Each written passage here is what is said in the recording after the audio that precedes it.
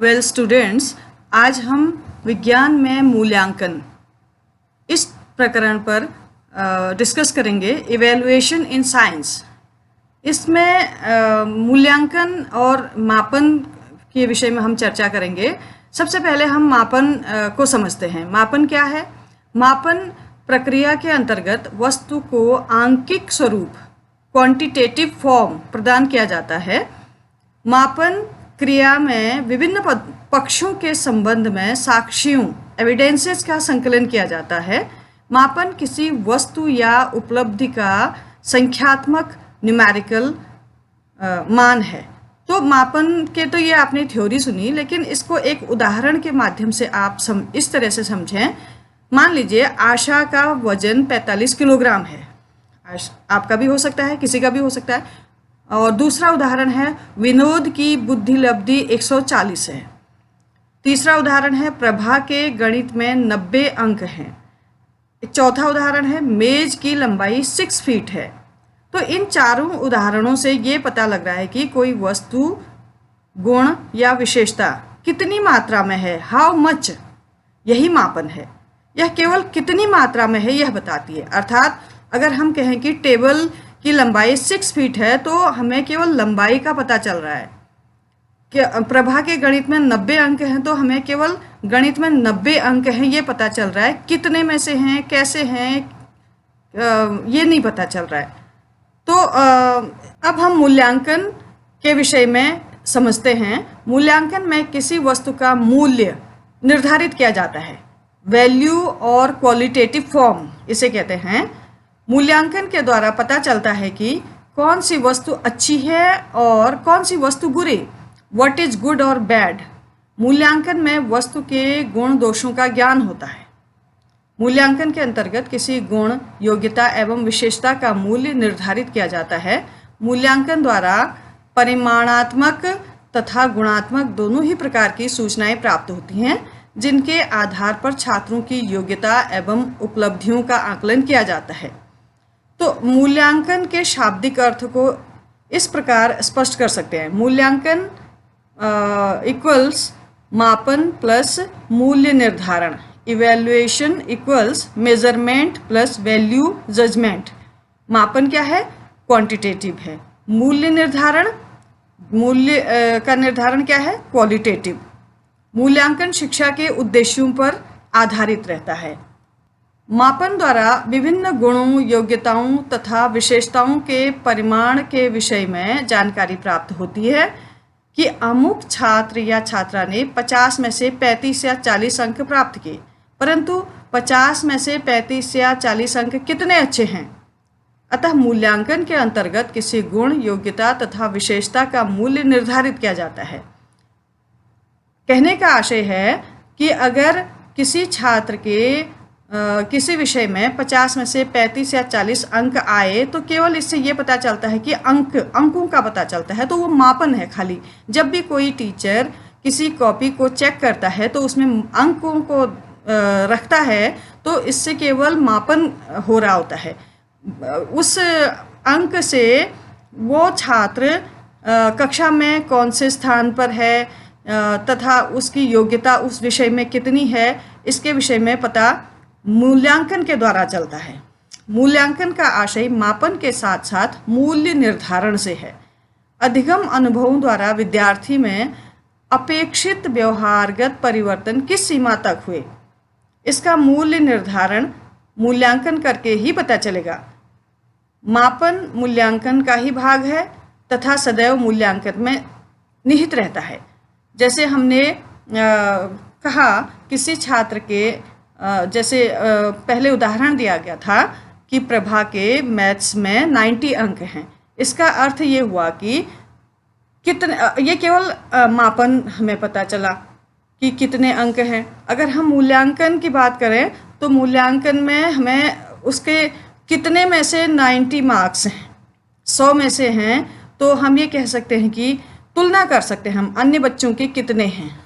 100 में से किसी के 90 है। अगर मान लीजिए 100 में से 90 अंक दूसरे स्थान को निर्धारित करते हैं, उससे भी ज़्यादा अंक किसी और बच्चे के हैं, तो हम ये कह सकते हैं कि प्रभा का कक्षा में दूसरा स्थान है। अर्थात हम उसके अच्छाई को बता सकते हैं कि वो कौन से नंबर पर है, उसके क्रम को भी बता सकते हैं।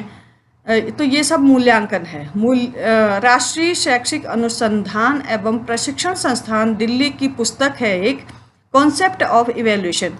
इसके अनुसार मूल्यांकन प्रक्रिया में मुख्यतः 3 बातों के संबंध में निर्णय किया जाता है।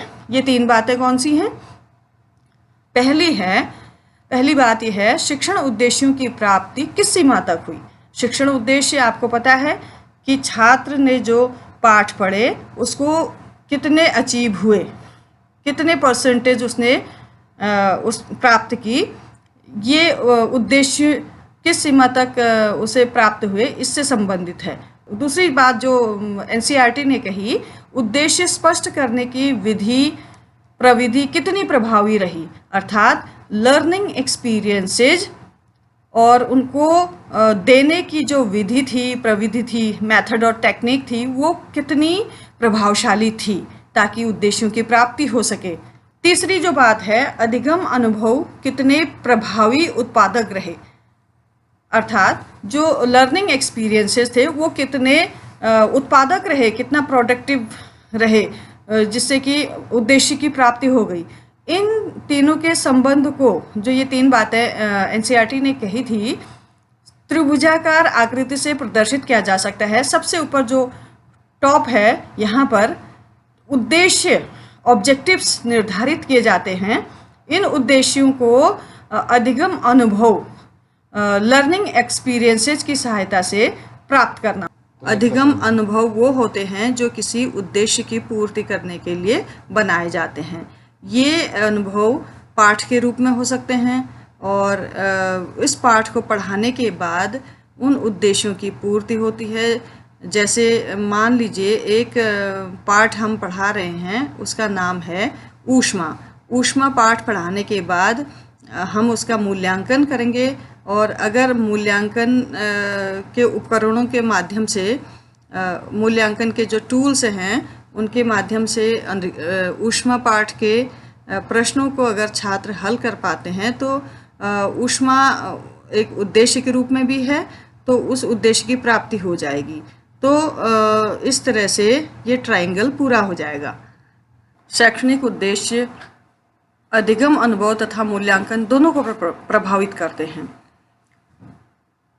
उद्देश्यों के आधार पर अधिगम अनुभवों की योजना तैयार की जाती है और वांछित उद्देश्य प्राप्त हुए या नहीं इसकी जांच के लिए मूल्यांकन किया जाता है। जो ये त्रिभुज दिख रहा है, इसमें इसके शीर्ष में हमने उद्देश्य को इंगित किया है कि हमारे उद्देश्य क्या है। उद्देश्य जैसे फिजिकल साइंस में आपका फिजिकल साइंस की बुक पूरी आपके लिए उद्देश्य के रूप में है। अब उस फिजिकल साइंस की बुक को पढ़ने के लिए उसमें जो विभिन्न पाठ दिए हैं वो आपके प्राप्य उद्देश्य जैसे हैं। उन प्राप्य उद्देश्यों को एक एक करके अगर आप सीखेंगे तब आपको इस पूरे उद्देश्य की प्राप्ति होगी, यानी कि लक्ष्य की प्राप्ति होगी।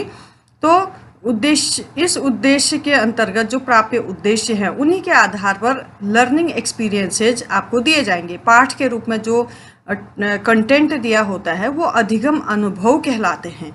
जो कंटेंट है, जो प्रकरण हैं पाठ के रूप में, वो आपके अधिगम अनुभव हैं। उनकी फिर योजना तैयार की जाएगी कि उनके शिक्षण बिंदु, जो कंटेंट एनालिसिस पहले डिस्कस किया था, कंटेंट एनालिसिस की जाएगी। फिर उनके लिए विधियाँ, प्रविधियाँ सब चुनी जाएंगी, उनके उद्देश्य तैयार किए जाएंगे। उनका मूल्यांकन के लिए फिर लास्ट में जांच के लिए मूल्यांकन कार्य किया जाएगा। इससे पता चलेगा कि ये पाठ आपको आए अथवा नहीं आए।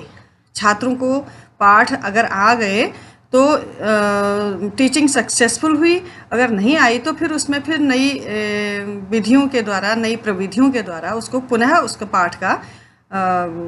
पाठ को पढ़ाया जाएगा, जिससे कि मूल्यांकन के बाद उपलब्धि हो सके उद्देश्यों की। तो मूल्यांकन, जांच के लिए मूल्यांकन किया जाता है, उद्देश्यों की प्राप्ति हुई अथवा नहीं। मूल्यांकन से प्राप्त जो परिणाम हैं उनका विश्लेषण करके पता चलता है कि अधिगम अनुभव द्वारा छात्रों में उचित ढंग से अपेक्षित व्यवहार परिवर्तन हुआ या नहीं। अर्थात जब हम टेस्ट लेते हैं तो पता चलता है कि बच्चे को वो पाठ समझ में आए नहीं आए, क्योंकि पाठों से संबंधित ही टेस्ट होता है, परीक्षण होता है। जो भी पाठ उनको पढ़ाए जाते हैं उन पाठों से ही प्रश्न पूछे जाते हैं। वो पाठ एक उद्देश्य के रूप में होते हैं और जो प्रश्न पूछे जाते हैं अगर वो उनको हल कर लेते हैं तो उनके व्यवहार में परिवर्तन प्रदर्शित होता है। अगर वो हल नहीं कर पाते, उनको वो पाठों के प्रश्न नहीं समझ में आ रहे, इसका अर्थ है कि उनका व्यवहार परिवर्तित पूर्ण रूप से नहीं हुआ है। कोठारी आयोग ने भी अपने प्रतिवेदन रिपोर्ट में स्पष्ट कहा है कि मूल्यांकन एक सतत प्रक्रिया है, लगातार चलने वाली प्रक्रिया है। सतत का अर्थ है कि कंटिन्यूस चलने वाली प्रक्रिया है। कैसे होती है कंटिन्यूस? जैसे हम जब कक्षा में जाते हैं, एक अध्यापक जब कक्षा में जाता है तो अपने छात्रों का मूल्यांकन करना शुरू कर देता है। वो देखता है कि कौन सा छात्र पढ़ने के लिए उत्सुक है, कौन सा छात्र सिंसियर है, कौन सा छात्र एनकरेजिंग फेस है, कौन सा डिस्करेजिंग फेस के रूप में है।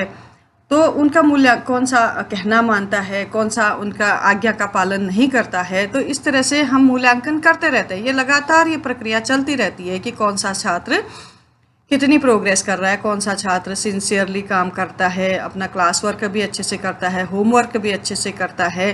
तो हम उनका मूल्यांकन लगातार करते रहते हैं। कोठारी आयोग ने जो रिपोर्ट दी है उसमें उन्होंने कहा कि मूल्यांकन संपूर्ण शिक्षा की संपूर्ण प्रक्रिया का इंटीग्रल पार्ट है, अभिन्न अंग है, क्योंकि इसके बिना शिक्षा अधूरी है। क्योंकि हमें पता ही नहीं चलेगा कि छात्र को कितना व्यवहार परिवर्तन हुआ छात्रों का।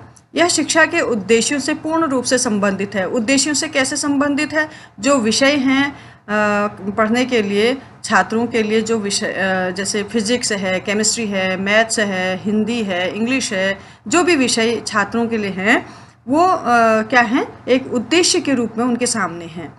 उद्देश्य उनको आए नहीं आए, अचीव हुए नहीं हुए, उन उद्देश्यों की प्राप्ति छात्रों को किस सीमा तक हुई, इसकी जांच मूल्यांकन के द्वारा ही हो पाती है। मूल्यांकन नहीं होगा तो पता ही नहीं चलेगा कि उनको उद्देश्य प्राप्त हुए हैं या नहीं।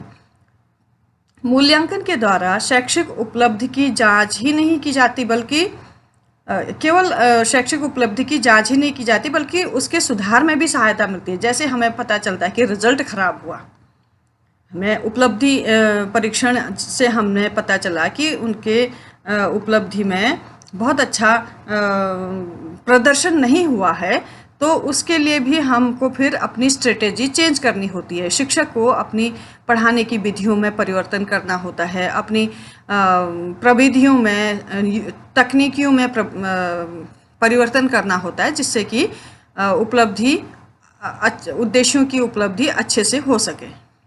अब हम मूल्यांकन की कुछ परिभाषाएं पढ़ते हैं, समझते हैं इनको कि ये कौन कौन सी हैं। क्विलेन व हन्ना की एक डेफिनेशन है। वो कहते हैं विद्यालय द्वारा बालक के व्यवहार में लाए गए परिवर्तनों के संबंध में प्रमाणों के संकलन और उनकी व्याख्या करने की प्रक्रिया को मूल्यांकन कहते हैं। Evaluation is the process of gathering and interpreting evidences on changes in the behavior of pupils as they progress through school। Dandekar की डेफिनेशन है अगली। उसमें डांडेकर ने कहा है मूल्यांकन एक ऐसी क्रमबद्ध प्रक्रिया है जो हमें बताती है कि बालक ने किस सीमा तक किन उद्देश्यों को प्राप्त किया है। Evaluation may be defined as a systematic process of determining the extent to which educational objectives are achieved by the pupils। अगली जो डेफिनेशन है वो है कोठारी कमीशन की। इनके अनुसार अब यह माना जाने लगा है कि मूल्यांकन एक अनवरत प्रक्रिया है, यह संपूर्ण शिक्षा प्रणाली का एक अभिन्न अंग है और यह शिक्षण लक्ष्यों से घनिष्ठ रूप से संबंधित है।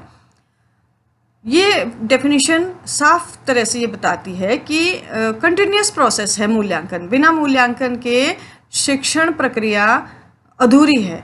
क्यों? क्योंकि जब शिक्षक कक्षा में पढ़ाएगा, अब उसको पता कैसे चलेगा? जब वो मूल्यांकन करेगा। बिना मूल्यांकन के उसे पता ही नहीं चलेगा कि छात्रों ने उद्देश्यों को प्राप्त किया है अथवा नहीं।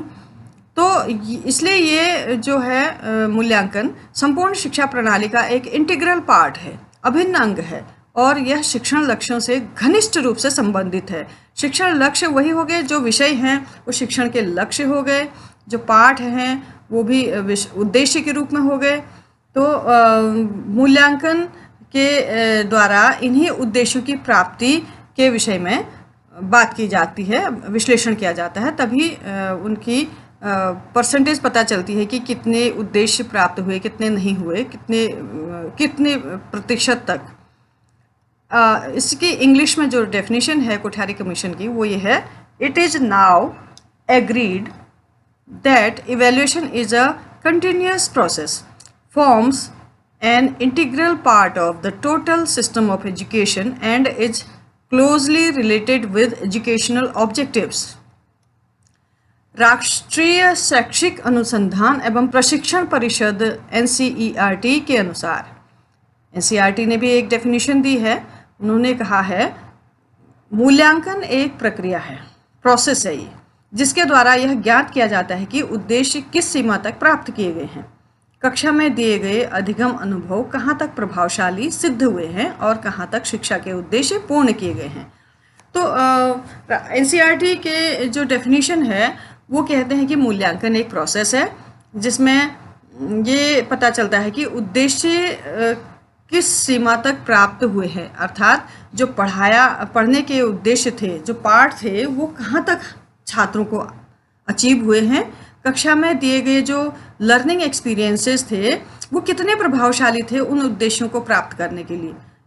तो शिक्षा के उद्देश्य कितने अच्छे से प्राप्त हो पाए हैं अथवा नहीं। Evaluation is the process of determining the extent to which an objective is being attained, at the effectiveness of the learning experiences provided in the classroom, and how well the goals of education have been accomplished. इन सभी परिभाषाओं को अगर हम विश्लेषण करें तो मूल्यांकन के संबंध में जो सार निकला, जो निष्कर्ष निकला, वो इस तरह से है। सभी परिभाषाओं के अध्ययन से हमें ये पता चला कि मूल्यांकन क्या है। मूल्यांकन एक सतत प्रक्रिया है, जैसे कि अलग अलग परिभाषाओं में कहा गया कि मूल्यांकन एक लगातार चलने वाली प्रक्रिया है, वो कभी रुकती नहीं है। आप कहीं भी होते हैं मूल्यांकन करते हैं। विद्यालय में आप जहाँ भी कक्षा में होते हैं तो हर छात्र का आप मूल्यांकन करते हैं, उसका व्यवहार कैसा है ये जानने की कोशिश करते हैं। वो भी आपका मूल्यांकन कर रहे होते हैं कि शिक्षक कैसा है, ये शिक्षक हमें अच्छे से पढ़ा पाएगा या नहीं पढ़ा पाएगा, वो भी आपके व्यवहार का मूल्यांकन करते हैं। आप भी, क्योंकि दोनों तरफ से होता है, विद्यार्थी आपका मूल्यांकन कर रहे होते हैं, आप विद्यार्थियों का मूल्यांकन करते हैं। मूल्यांकन शिक्षण प्रक्रिया का एक अभिन्न अंग है, बिल्कुल जैसे कोठारी कमीशन ने भी कहा था कि वो इंटीग्रल पार्ट है, क्योंकि बिना इसके शिक्षण प्रक्रिया अधूरी है। इसका सीधा संबंध शिक्षा के उद्देश्यों से है, जो एजुकेशनल ऑब्जेक्टिव्स है उससे मूल्यांकन का सीधा संबंध है, क्योंकि उन्हीं एजुकेशनल ऑब्जेक्टिव्स को कितना अचीव किया ये मूल्यांकन के द्वारा ही पता चलता है। इसके द्वारा, मूल्यांकन के द्वारा विद्यार्थियों के वांछित व्यवहारगत परिवर्तनों के संबंध में साक्ष्यों का संकलन किया जाता है। मूल्यांकन में बहुत सारे टूल्स होते हैं जिनकी सहायता से हम देखते हैं कि छात्रों को जो भी एक्टिविटीज़ कराई गई उनमें उन्होंने किस में प्रतिभा किया और उनके क्या साक्ष्य थे, उनका संकलन किया जाता है। मूल्यांकन बालकों के परिणामों की गुणवत्ता, मूल्य और प्रभाविकता के आधार पर उनके भावी कार्यक्रमों का निर्धारण करता है।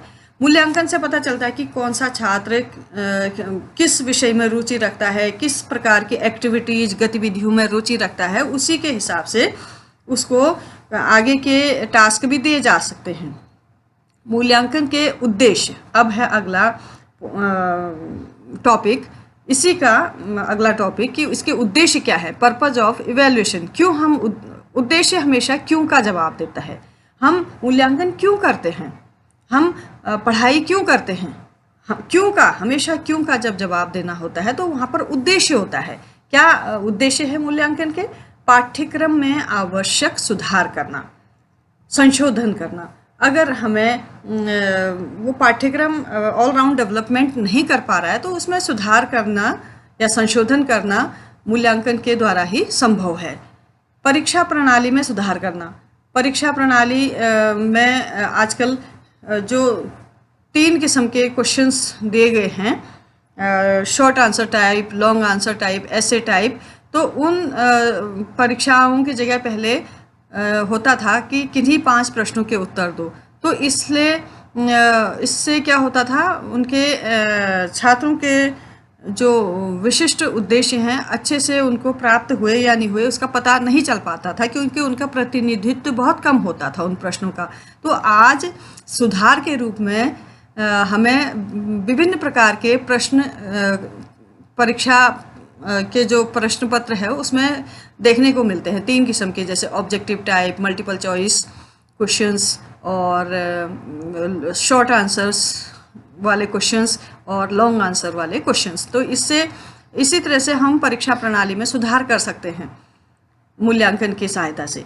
निर्देशन एवं परामर्श हेतु उचित आधार प्रदान करना। अगर हमें मूल्यांकन से पता चलता है कि कौन सा बच्चा किस सब्जेक्ट में कमज़ोर है तो उसको निर्देशन दिया जा सकता है, परामर्श दिया जा सकता है।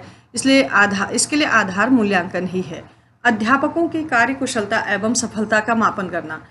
अध्यापक कितने अपने शिक्षण कार्य में सफल रहे, कितने कार्य उनका कितना कुशलतापूर्वक उन्होंने संपन्न किया, और इसका मापन भी मूल्यांकन से ही पता चलता है। अगर उपलब्धि अच्छी होती है इसका अर्थ है कि अध्यापक ने अपना कार्य बहुत कुशलता से किया। अगर उपलब्धि छात्रों की उपलब्धि विशिष्ट उद्देश्यों को प्राप्त करने की कम होती है तो अध्यापक को अपनी कार्य कुशलता में इम्प्रूवमेंट करना होगा, उसको अच्छे से शिक्षण कार्य को और अधिक अच्छे से और अधिक कुशलता के साथ संपन्न करना होगा।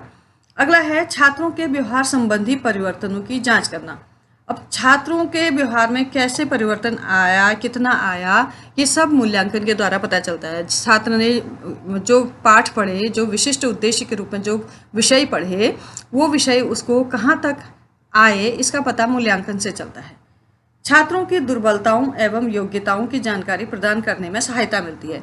कौन से छात्र किस विषय में दुर्बल हैं और किस विषय में योग्य हैं, इसकी जानकारी भी मूल्यांकन से पता चलता है।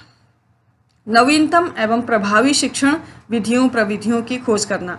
अगर हमारे जो परंपरागत प्रविधियां हैं, शिक्षण विधियां हैं, अगर उनसे शिक्षण उद्देश्यों की प्राप्ति में कठिनाई हो रही है, मुश्किल हो रही है, तो हम नवीनतम और प्रभावी शिक्षण विधियों को खोजते हैं ताकि हम अपने शिक्षण में उनका उपयोग कर सकें। अनुदेशन की प्रभावशीलता का पता लगाना। अनुदेशन भी एक तरह से शिक्षण है, शिक्षण कार्य है। पढ़ाने को भी अनुदेशन कहते हैं, मतलब छोटा रूप कह सकते हैं। शिक्षण के अंतर्गत अनुदेशन होता है, इसमें केवल इंस्ट्रक्शन होता है। इसकी प्रभावशीलता का पता भी मूल्यांकन से चलता है। छात्रों का वर्गीकरण करना। छात्रों का जैसे हमें कक्षा में 3 किस्म के छात्र होते हैं, एवरेज स्टूडेंट्स, बिलो एवरेज और अबव एवरेज। इन स्टूडेंट अब हम कैसे पता करेंगे कौन छात्र एवरेज है, कौन अबव एवरेज है, कौन बिलो एवरेज है? तो ये मूल्यांकन के द्वारा हमें पता चलता है कि कौन से छात्र एवरेज हैं, कौन से जीनियस है या इंटेलिजेंट हैं, कौन से बिलो एवरेज हैं। छात्रों की अधिगम कठिनाइयों का पता लगाना। मूल्यांकन से हमें पता चलता है कि छात्रों को किसी भी विषय के किन पाठों में कठिनाई हो रही है। निदानात्मक परीक्षण इसके लिए किया जाता है। मूल्यांकन शिक्षण विधियों की उपयुक्तता की जांच करता है। मूल्यांकन से पता चलता है कि जो शिक्षण विधियां थी वो कितनी उपयुक्त थी। मूल्यांकन का प्रयोग अनुदेशन की प्रभावशीलता ज्ञात करने एवं उसके अनुरूप अपनी क्रियाओं को नियोजित करने में किया जाता है। मूल्यांकन का उद्देश्य छात्रों की समस्याओं को समझने एवं उनकी प्रगति के संबंध में जानकारी प्रदान करता है। मूल्यांकन की आवश्यकता एवं महत्व। क्या आवश्यकता है मूल्यांकन की और उसकी need and importance of evaluation. मूल्यांकन से छात्रों की मानसिक क्षमता, रुचि एवं उनके दृष्टिकोण का अनुमान लगाया जा सकता है। छात्रों को उनकी योग्यता अनुसार विभिन्न कार्यों हेतु विभिन्न समूह में विभाजित किया जा सकता है। मूल्यांकन से हमें पता चलता है, क्योंकि मूल्यांकन बृहद होता है, इसमें बहुत सारी गतिविधियों का भी मूल्यांकन होता है, छात्रों के व्यवहारों का भी मूल्यांकन होता है, उनके संप्रेषण कौशल का भी मूल्यांकन होता है, उनके पूरे व्यक्तित्व का मूल्यांकन होता है। तो इससे हमें पता चलता है कि उनकी रुचियों का पता चलता है, उनकी क्षमताओं का पता चलता है, उनकी दृष्टिकोणों का पता चलता है। इसी के अनुसार हम उनको फिर विभिन्न किस्म के कार्य उनको सौंपते हैं। छात्रों को शैक्षिक एवं व्यावसायिक निर्देशन के लिए आवश्यक है। छात्रों को अगर हम मूल्यांकन से हमें पता चलता है कि कौन सा छात्र किस विषय में अधिक रुचि रखता है, तो उसको उसी तरह के व्यवसाय की ओर जाने के लिए परामर्श या निर्देशन दे सकते हैं। अधिगम प्रक्रिया में सुधार हेतु मूल्यांकन से हम सीखने की प्रक्रिया में भी सुधार, अधिगम माने सीखना होता है, सीखने की प्रक्रिया में सुधार ला सकते हैं। छात्रों को अपनी कमजोर तथा मजबूत स्थिति का पता लगता है। मूल्यांकन से पता चलता है कि वो किस विषय में वो बिल्कुल कमजोर है, किस विषय में वो अच्छा है, औसत है, किस में और बहुत अच्छा है। मूल्यांकन से ही पता चलता है। पाठ्यक्रम, पाठ्यपुस्तक एवं शिक्षण विधियों में सुधार करने हेतु अत्यंत आवश्यक है मूल्यांकन। परीक्षा प्रणाली में आवश्यक सुधार करने में सहायक है। बालकों की कक्षोन्नति और कक्षा विभाजन में सुविधा होती है। अब है लास्ट में मापन और मूल्यांकन में अंतर, difference between measurement and evaluation. मापन का क्षेत्र सीमित होता है। मापन में व्यक्तित्व के कुछ ही आयामों की परीक्षा संभव होती है। मूल्यांकन का क्षेत्र व्यापक होता है। इसमें छात्र के संपूर्ण व्यक्तित्व की परीक्षा की जाती है। दूसरा अंतर है, मापन के द्वारा तुलनात्मक अध्ययन संभव नहीं है। मूल्यांकन के द्वारा तुलनात्मक अध्ययन किया जा सकता है। मूल्यांकन में तुलनात्मक अध्ययन इसलिए कर सकते हैं क्योंकि हमें पता होता है कि दूसरे बच्चों के नंबर कितने हैं और कितने में से आए हैं, इसलिए हम कंपैरेटिव स्टडी कर सकते हैं। मापन एक साधन है, अपने आप में साध्य नहीं है। मूल्यांकन अपने आप में एक साध्य है। चौथा अंतर है, मापन किसी छात्र के संबंध में स्पष्ट धारणा व्यक्त नहीं करता। किसी भी छात्र के अगर विज्ञान विषय में 80% मार्क्स आने से हम उस छात्र के विषय में कोई धारणा नहीं बना सकते हैं स्पष्ट रूप से। मूल्यांकन के आधार पर किसी छात्र के विषय में स्पष्ट धारणा बनाई जा सकती है। मूल्यांकन में हम कह सकते हैं कि किसी विषय के 80% मार्क्स आए हैं तो वो क्लास में कहाँ पर स्टैंड करता है, पहले स्थान पर, दूसरे स्थान पर या तीसरे स्थान पर, और कितने में से आए हैं और अन्य बच्चों के कितने मार्क्स आए हैं, उससे कंपैरेटिव स्टडी करके हम बता सकते हैं कि वो छात्र कक्षा का एवरेज स्टूडेंट है या जीनियस स्टूडेंट है, तो हम बता सकते हैं। मापन का कार्य साक्ष्यों का एकत्रीकरण करना होता है। मूल्यांकन का कार्य साक्ष्यों से निष्कर्ष निकालना है। मापन में अधिक श्रम व समय की अधिकता नहीं होती, ज़्यादा समय नहीं लगता मापन में। मूल्यांकन में अधिक श्रम और समय की आवश्यकता होती है। मापन पाठ्यवस्तु केंद्रित होता है।